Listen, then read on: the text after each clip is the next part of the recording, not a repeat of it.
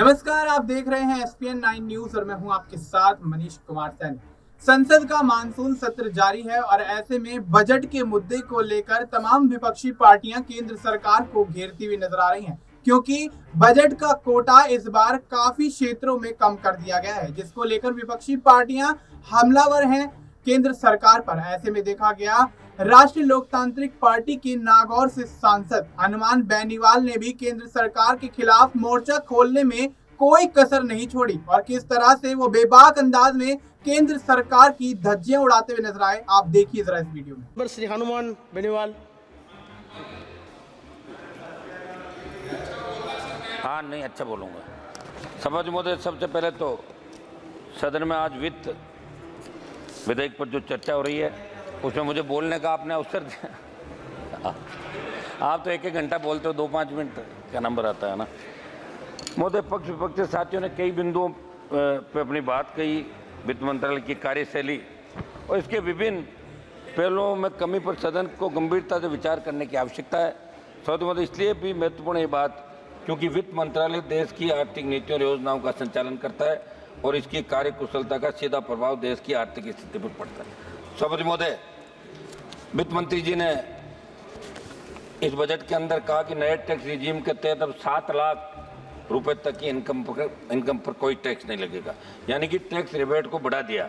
इससे पहले 5 लाख रुपए तक मिलती थी, अब 7 लाख तो कर दिया, लेकिन वो इनकम यदि 7 लाख से 1 रुपया भी अधिक है तो कितना टैक्स देना पड़ेगा और कैपिटल गेन इनकम में 7 लाख तक वाले को भी टैक्स देना पड़ेगा। ऐसे में आप स्पष्ट करें कि आखिर सच्चाई क्या है, क्या आप केवल गुमराह करें। मेरी मांग है कि 7 लाख से बढ़ा के इसको 10 लाख किया जाए।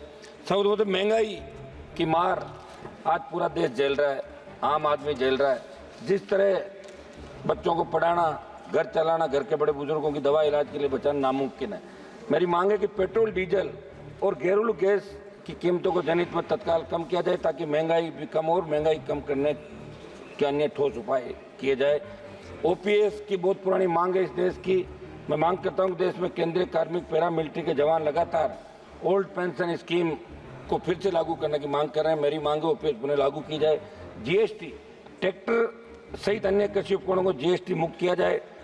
MSP पर कानून बनाते हुए किसान की पूर्ण उपज MSP खरीदने का प्रावधान, जब किसान आंदोलन चला आपकी सरकार ने आश्वस्त किया था कि अब की बार हम MSP पर खरीद का कानून बनाएंगे और ये निश्चित रूप से आपको बनाना चाहिए। हमने इसलिए NDA छोड़ी जब किसानों का आंदोलन पहले हम उधर ही बैठते थे।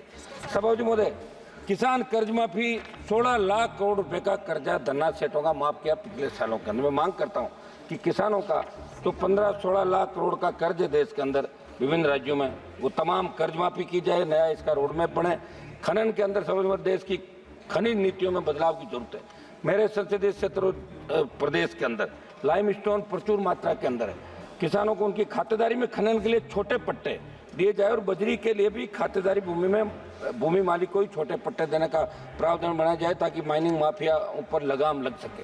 पशुपालन, राजस्थान में 3 वर्ष से कम उम्र के बछड़ों पर, जो विश्व के अंदर सबसे प्रसिद्ध मेरे हमारे नागौरी नस्ल के बैल बछड़े जो विश्व प्रसिद्ध है, लेकिन धीरे धीरे खोते जा रहे हैं वो, क्योंकि सरकार किसी तरह का प्रोत्साहन नहीं दे रही है। 3 वर्ष से कम उम्र के बछड़ों पर बिक्री व परिवहन पर लगी रोक को किसानों व पशुपालकों के हित के अंदर तुरंत हटाई जाए। पशुओं में होने वाली वायरस जनित बीमारियों की जांच के लिए राजस्थान में एक राष्ट्रीय स्तर की लैब शुरू की जाए। मेरे संसदीय क्षेत्र नागौर में राष्ट्रीय स्तर का डेयरी अनुसंधान केंद्र स्वीकृत किया जाए। सभापति महोदय, स्वास्थ्य को लेकर स्वास्थ्य मंत्रालय की डिमांड पर भी माननीय सदस्यों ने चिंता जाहिर करी थी। देश में स्वास्थ्य सुदृढ़ करने के लिए जितने बजट की आवश्यकता थी उस आवश्यकता से 73% बजट कम बजट दिया गया। मेरी मांग है इसे बढ़ाते हुए देश में सरकारी और निजी अस्पतालों में इलाज की समान दरों को लागू करने, निजी अस्पतालों की लूट पर लगाम लगाने, सरकार के स्तर से प्रत्येक देशवासी को कम से कम 25 लाख का स्वास्थ्य मुफ्त में कराया जाए। प्रधानमंत्री आयुष्मान जो योजना 5 लाख से बढ़ा 25 की जाए। जोधपुर स्थित एम्स में विभिन्न प्रशासनिक पदों पर चयनित लोगों को बिना किसी प्रशासनिक अनुभव के डेपुटेशन पर लगा रखा है। मेरी मांग है ऐसे पदों पर स्थायी नियुक्तियां योग्यता के आधार पर की जाए। पूर्व में निजी कंपनी के सॉफ्टवेयर और सर्वर किराए पर लेकर जो भ्रष्टाचार हम जोधपुर में किया गया उसकी जांच करवाई जाए। नागौर में बन रही सरकारी मेडिकल कॉलेज को शीघ्रता से UG को प्रारंभ करने के लिए NMC से मान्यता दिलाई जाए। सभापति महोदय, बिहार और आंध्रा को विशेष पैकेज दिया, उसका हमने स्वागत किया। मैं मांग करता हूँ कि राजस्थान की विपरीत भौगोलिक परिस्थितियों को देखते हुए विशेष आर्थिक पैकेज राजस्थान को दिया जाए।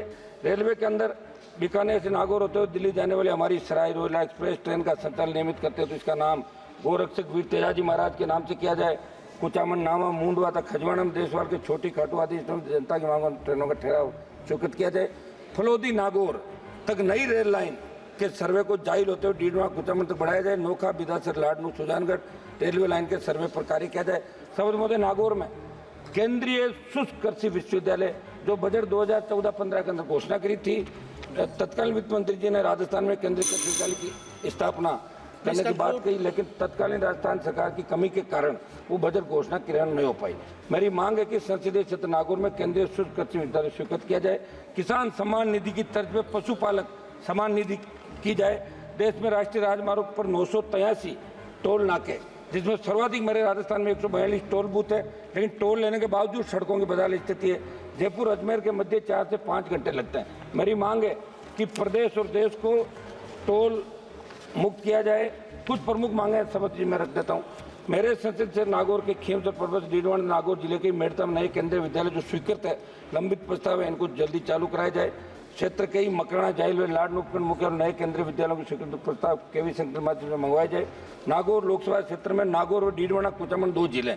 वर्तमान में कुचामन में नवोदय विद्यालय, परंतु नागौर में नवोदय स्कूल नहीं है। मेरी मांग है कि नागौर में नवोदय स्कूल खोला जाए। एक मिनट समाप्त कर रहा हूँ सर। डीडवाना अलग जिला बन गया तो वहाँ मेडिकल कॉलेज की स्थापना की जाए। मेरे संसदीय क्षेत्र राजस्थान की तमाम सरकारी स्कूल, जर्जर स्कूली भवनों के साथ नए भवन बनाए, स्कूल में मरम्मतियों के कमरों की व्यवस्था। समझ में एक मांग में करूंगा, एक मिनट लास्ट समाप्त कर रहा हूँ साहब, लास्ट मेरा निवेदन लास्ट 30 सेकंड मेरा निवेदन है कि आज सबने चिंता जाहिर की, पूरा देश आज देख रहा है, 140 करोड़ देशवासी।